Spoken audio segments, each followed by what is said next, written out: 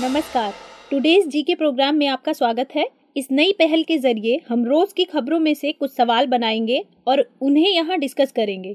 ये सवाल वैसे होंगे जो यूपीएससी में कई बार सीधे पूछ लिए जाते हैं या फिर कथन के रूप में पूछे जाते हैं। इसके अलावा state PCS, IES, SSC, bank PO, railway, UGC net, CDS, CAPF, NDA जैसी परीक्षाओं में सीधे सीधे ऐसे सवाल पूछ लिए जाते हैं। तो चलिए आज के सेशन की शुरुआत करते हैं। शुरुआत करते हैं कल के प्रैक्टिस क्वेश्चन से। हमने कल आपसे पूछा था ग्लोबल वाटर समिट में ग्लोबल वाटर इंटेलिजेंस द्वारा public water agency of the year के गौरव से किसे सम्मानित किया गया है। स्वच्छ गंगा राष्ट्रीय मिशन, नदी जोड़ो परियोजना, दोनों या इनमें से कोई नहीं। National mission for clean Ganga यानी एनएमसीजी को 9 अप्रैल को लंदन में ग्लोबल वाटर समिट में ग्लोबल वाटर इंटेलिजेंस द्वारा public water agency of the year के गौरव से सम्मानित किया गया। ग्लोबल वाटर अवार्ड्स पूरे अंतर्राष्ट्रीय जल उद्योग में उत्कृष्टता को पहचानते हैं और पानी, अपशिष्ट जल और विलवणीकरण क्षेत्रों में उन पहलों को पुरस्कृत करते हैं जो लोगों के जीवन में उल्लेखनीय सुधार लाते हैं। National mission for clean Ganga Namami Ganga और गंगा रिजुविनेशन का एकीकृत मिशन है। कल के प्रैक्टिस क्वेश्चन का सही उत्तर है ऑप्शन ए, स्वच्छ गंगा राष्ट्रीय मिशन। बात करते हैं आज के पहले सवाल की। भारत के किस स्टार्टअप ने $25,000 का next billion ed tech prize 2019 जीता है।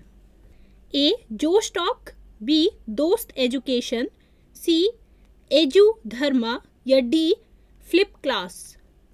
भारत के शिक्षा प्रौद्योगिकी स्टार्टअप दोस्त एजुकेशन ने तंजानिया और मिस्र के 2 अन्य विजेताओं के साथ $25,000 का प्रौद्योगिकी पुरस्कार जीता है।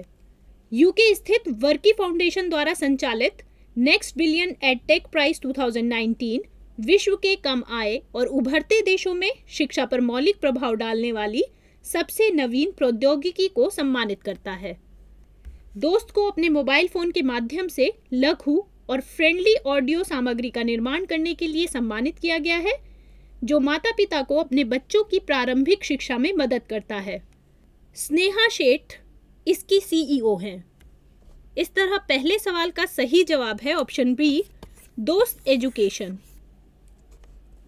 क्वेश्चन नंबर 2, हाल ही में किस शहर में भारतीय नौसेना की स्वदेशी युद्धपोत निर्माण क्षमताओं को बढ़ाने के लिए क्वेश्चन नंबर 2, हाल ही में किस शहर में भारतीय नौसेना की स्वदेशी युद्धपोत निर्माण क्षमताओं को बढ़ाने के लिए वर्चुअल रियलिटी सेंटर का उद्घाटन किया गया। ए, नई दिल्ली, बी, चेन्नई, सी, मुंबई या डी, विशाखापत्तनम। नौसेना प्रमुख सुनील लांबा ने नई दिल्ली में एक state of the art virtual reality centre का उद्घाटन किया है। यह सेंटर स्वदेशी युद्धपोत डिजाइन क्षमताओं को बढ़ाने में मददगार साबित होगा। इससे मेक इन इंडिया कार्यक्रम के तहत युद्ध सामग्रियों के निर्माण को भी प्रोत्साहन मिलने की उम्मीद है। वर्चुअल रियलिटी कंप्यूटर द्वारा जनरेटेड 3 डायमेंशनल एनवायरनमेंट है। इसमें वास्तविक परिस्थितियों जैसी स्थिति बनाई जाती है। इसके जरिए नई तरह की खोजें की जा सकती हैं जो हमारी रोजमर्रा की जिंदगी से जुड़ी हुई है। तो क्वेश्चन नंबर 2 का सही आंसर है ऑप्शन ए, नई दिल्ली। क्वेश्चन नंबर 3, एंथोस क्या है। ए, गूगल का नया cloud platform, B, black hole में स्थित एक जगह, सी, मानव की जीवाश्म प्रजाति का नाम या डी, एक नैतिक शपथ। गूगल ने गूगल क्लाउड से एक नया ओपन प्लेटफॉर्म एंथोस लॉन्च किया है। यह उपयोगकर्ताओं को कहीं से भी एप्लीकेशन चलाने की अनुमति देता है। एंथोस उपयोगकर्ताओं को एप्लीकेशन को अनमॉडिफाइड मौजूदा ऑनलाइन प्रीमाइसेस हार्डवेयर या सार्वजनिक क्लाउड पर चलाने की अनुमति देता है और यह क्लाउड सर्विसेज प्लेटफॉर्म पर आधारित है। यह न केवल ग्राहकों को अपने स्वयं के डाटा केंद्रों में गूगल क्लाउड को तैनात करने की अनुमति देता है, बल्कि उन्हें अपने डेटा केंद्र के भीतर अपने कार्यभार को बनाने, चलाने और प्रबंधित करने की सुविधा भी देता है। एंथोस एक पूर्ण सॉफ्टवेयर आधारित समाधान है। उपयोगकर्ता इसे मौजूदा हार्डवेयर पर सेट कर सकते हैं। तो क्वेश्चन नंबर 3 का सही आंसर है गूगल का नया क्लाउड प्लेटफॉर्म। क्वेश्चन नंबर 4, हाल ही में ब्लैक होल की पहली तस्वीर जारी की गई थी। इस ब्लैक होल को क्या नाम दिया गया है? ए M87, बी पोवेही, सी वेगा या डी ट्रैपिस्ट फर्स्ट। 11 अप्रैल के एपिसोड में हमने आपको बताया था कि पहली बार M87 गैलेक्सी में स्थित ब्लैक होल की तस्वीर जारी की गई है। इसी ब्लैक होल को अब नाम दे दिया गया है। इसे यूनिवर्सिटी ऑफ हवाई के प्रोफेसर ने पोवेही नाम दिया है। पोवेही हवाइन शब्द है। यह 18वीं शताब्दी के हवाइन रचना कुमुलिपो से लिया गया है। आपको बता दें कि ब्लैक होल की तस्वीर लेने के लिए जिस इवेंट होराइजन टेलीस्कोप का इस्तेमाल किया गया है वह दुनिया भर में स्थित रेडियो टेलीस्कोप का एक नेटवर्क है। इसमें से 2 टेलीस्कोप हवाई द्वीप पर भी स्थित हैं। M87 ये गैलेक्सी है और ब्लैक होल को जो नाम दिया गया है वो है ऑप्शन बी पोवेही। क्वेश्चन नंबर 5, खूनी वैसाखी कविता के अनुवादक कौन है? ए नानक सिंह, बी ज्ञानी जेल सिंह, सी महात्मा गांधी या डी नवदीप सूरी। आज यानी 13 अप्रैल को जलियांवाला बाग हत्याकांड के 100 साल पूरे हो गए हैं। आज इस हत्याकांड के विरोध में लिखी गई नानक सिंह की कविता खूनी वैसाखी का विमोचन उनके पोते और UAE के भारतीय राजदूत नवदीप सूरी ने किया है। गुरुमुखी में लिखी गई इस लंबी कविता पर प्रतिबंध लगा दिया गया था और यह दशकों से गायब थी। 13 अप्रैल 1919 को पंजाब के अमृतसर स्थित जलियांवाला बाग में रॉलेट एक्ट के खिलाफ शांतिपूर्ण प्रदर्शन के लिए इकट्ठा हुए लोगों की दर्दनाक हत्या कर दी गई थी। अंग्रेज ब्रिगेडियर जनरल डायर के नेतृत्व में निहत्थे लोगों को घेरकर उन पर गोलियां चलाई गई थी। क्वेश्चन नंबर 6, इलेक्टोरल बॉन्ड्स के संदर्भ में निम्नलिखित कथनों पर विचार कीजिए। ए इलेक्टोरल बॉन्ड्स पर दानकर्ता का नाम होता है। 2 इसकी वैधता 60 दिनों की होती है। इन दोनों कथनों को ध्यान में रखते हुए सही कथन है ए केवल 1, बी केवल 2, सी 1 और 2 दोनों या डी ना ही 1 और ना ही 2। आजकल इलेक्टोरल बॉन्ड्स और इनकी पारदर्शिता का मुद्दा चर्चा में है। सुप्रीम कोर्ट ने इलेक्टोरल बॉन्ड्स के लिए कुछ अंतरिम निर्देश जारी किए हैं। इन निर्देशों में सुप्रीम कोर्ट ने राजनीतिक दलों को निर्देश दिया है कि वे भारतीय निर्वाचन आयोग को हर एक दानदाता और इलेक्टोरल बॉन्ड की जानकारी मुहैया कराएं। ये अंतरिम निर्देश सुप्रीम कोर्ट ने इलेक्टोरल बॉन्ड्स की पारदर्शिता से जुड़े मामले पर दिए हैं। आगे इस मामले पर कोर्ट ने गहराई से सुनवाई की जरूरत जताई है।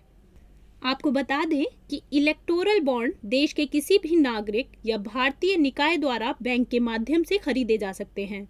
इन बॉन्ड्स को दानदाता अपनी पसंद के राजनीतिक दल को दे देता है। राजनीतिक दल को इन्हें अपने खाते में 15 दिन के भीतर जमा करना होता है। इन बॉन्ड्स पर दानकर्ता का नाम नहीं होता है। इसी वजह से इन बॉन्ड्स को पारदर्शिता के लिए खतरा माना जाता है। तो एक्सप्लेनेशन के अकॉर्डिंग इलेक्टोरल बॉन्ड्स पर दानकर्ता का नाम नहीं होता और इनकी वैधता 15 दिन की होती है, जिसके अनुसार ये दोनों कथन गलत हैं और इस प्रश्न का सही उत्तर है ऑप्शन डी, ना ही 1 और ना ही 2, क्योंकि हमसे सही कथन पूछा था। क्वेश्चन नंबर 7, हाल ही में नरेंद्र मोदी को मिला order of Saint Andrew the Apostle किस देश का सर्वोच्च सम्मान है? ए जर्मनी, बी चीन, सी रूस या डी अमेरिका। भारत और रूस के बीच विशेष और विशेषाधिकार प्राप्त रणनीतिक साझेदारी को बढ़ावा देने में असाधारण सेवाओं के लिए प्रधानमंत्री नरेंद्र मोदी को order of Saint Andrew the Apostle रूस के सर्वोच्च राष्ट्र पदक से सम्मानित किया गया है। यह 7वां अंतर्राष्ट्रीय पुरस्कार है जिससे पीएम मोदी को सम्मानित किया गया है। बीते दिनों प्रधानमंत्री को संयुक्त अरब अमीरात की सर्वोच्च नागरिक पदक ऑर्डर ऑफ जायद से सम्मानित किया गया था, जिसे हमने पिछले सेशन में कवर किया था। रशिया के तट 3 महासागरों अटलांटिक, प्रशांत और आर्कटिक से लगे हुए हैं। रूस 14 देशों के साथ अपनी सीमाएं साझा करता है, जिसमें शामिल हैं पश्चिम में पोलैंड और लिथुआनिया, दक्षिण में उत्तर कोरिया, चीन, मंगोलिया, कजाकिस्तान, अजरबैजान और जॉर्जिया हैं। इसके अलावा दक्षिण पश्चिम और पश्चिम में यूक्रेन, बेलारूस, लातविया और एस्टोनिया के साथ साथ फिनलैंड और नॉर्वे के साथ अपनी सीमा साझा करता है। कोई अन्य देश अपनी अंतर्राष्ट्रीय सीमाओं को इतने देशों के साथ साझा नहीं करता है। यह पश्चिम में कैस्पियन सागर, काला सागर और बाल्टिक सागर और पूर्व में जापान सागर, ओखोटस्क सागर और बेरिंग सागर से घिरा हुआ है। तो क्वेश्चन नंबर 7 का सही आंसर है ऑप्शन सी, रूस। क्वेश्चन नंबर 8, निम्नलिखित में क्या CDSCO के कार्यों में शामिल नहीं है? यह दवाओं के अप्रूवल के लिए जिम्मेदार है, यह आयातित दवाओं की गुणवत्ता सुनिश्चित करने के लिए जिम्मेदार है, यह ब्लड बैंक के लाइसेंस अप्रूवल के लिए जिम्मेदार है, या यह डॉक्टर्स के पंजीकरण और लाइसेंस देने के लिए जिम्मेदार है। CDSCO ने दवा निर्माताओं से 7 एंटीबायोटिक्स दवाओं से होने वाले साइड इफेक्ट्स की जानकारी सामान्य जनता को देने की बात कही है। CDSCO ने निर्माताओं से इन दवाओं के बुरे प्रभावों की जानकारी दवाओं के पैकेट में डालने के लिए कहा है। CDSCO central drugs standard control organisation है।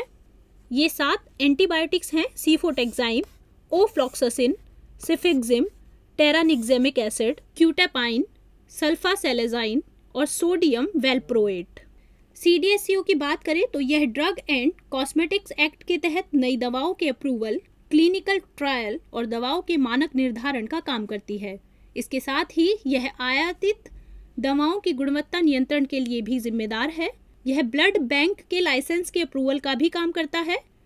तो ऑप्शंस की बात करें तो फर्स्ट, सेकंड और थर्ड ये CDSCO के कार्यों में शामिल हैं, जबकि बात करते हैं डॉक्टर्स के पंजीकरण और लाइसेंस देने की, तो इसके लिए मेडिकल काउंसिल ऑफ इंडिया जिम्मेदार है। तो इस तरह इसके कार्यों में शामिल नहीं है ऑप्शन डी, डॉक्टर्स का पंजीकरण और लाइसेंसिंग।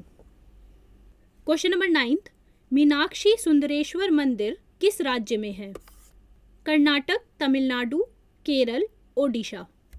आज द हिंदू में छपे आर्टिकल के अनुसार 2 सहस्राब्दी पुराने शहर मदुरै की पर्यटन क्षमता को उपयुक्त पहचान नहीं मिली है। मदुरै को दुनिया के सबसे पुराने लगातार बसे शहरों और तमिलनाडु की सांस्कृतिक राजधानी के रूप में देखा जाता है। मदुरै में पर्यटक स्थलों को लोकप्रिय स्थलों, विरासत स्थलों, जैन महत्व के स्थलों, वेगई के स्थलों और पारंपरिक व्यापार मार्ग स्थलों के रूप में वर्गीकृत किया जा सकता है। मीनाक्षी सुंदरेश्वर मंदिर द्रविड़ शैली का एक उदाहरण है। बात करते हैं तमिलनाडु की। तमिलनाडु की राजधानी चेन्नई है। तमिलनाडु उत्तर में आंध्र प्रदेश और कर्नाटक, पश्चिम में केरल, पूर्व में बंगाल की खाड़ी और दक्षिण में हिंद महासागर से घिरा हुआ है। यहाँ लोकसभा की 39 और राज्यसभा की 18 सीट्स हैं। तो मीनाक्षी सुंदरेश्वर मंदिर स्थित है तमिलनाडु में, option B. Question number 10, central marine fisheries research institute यानी CMFRI ने किसके साथ छोटी आर्द्रभूमियों के संरक्षण के लिए MOU पर हस्ताक्षर किए हैं? A, Indian maritime institute, B, institute of environmental studies and wetland management, C, ISRO, या D, wetland research and training centre. हाल ही में central marine fisheries research institute यानी CMFRI ने इसरो के साथ एक MOU साइन किया है। इसका मकसद तटीय क्षेत्रों में छोटी आर्द्र भूमियों का संरक्षण करना है। इस संयुक्त कार्यक्रम के तहत आर्द्र भूमियों को कोस्टल एक्वाकल्चर जैसे आजीविका कार्यक्रमों के माध्यम से पुनर्जीवित किया जाएगा। इसके तहत एक मोबाइल ऐप और एक केंद्रीय वेब पोर्टल विकसित किया जाएगा। इस पर देश के 2.25 हेक्टेयर से छोटी आर्द्र भूमियों का डेटाबेस उपलब्ध होगा। यह कोलैबोरेशन CMFRI के national framework of fisheries and wetland का हिस्सा है। अब बात करते हैं CMFRI की। इसका हेडक्वार्टर केरल के कोच्चि में है। इसकी स्थापना 1947 में की गई थी। तो क्वेश्चन नंबर 10 का सही उत्तर है ऑप्शन सी, इसरो। बात करते हैं आज के अभ्यास प्रश्न की। आज का अभ्यास प्रश्न है, हाल ही में किसे डिफेंस फाइनेंस का सेक्रेटरी नियुक्त किया गया है? ए, गार्गी कौल, बी, विक्रमनाथ, सी, विपिनानंद, या डी, कर्णम सेकर। आप अपना आंसर कमेंट बॉक्स में करना ना भूलें। अगले सेशन में हम कुछ नए सवालों और इस सवाल के जवाब के साथ फिर से हाजिर होंगे। तब तक के लिए नमस्कार।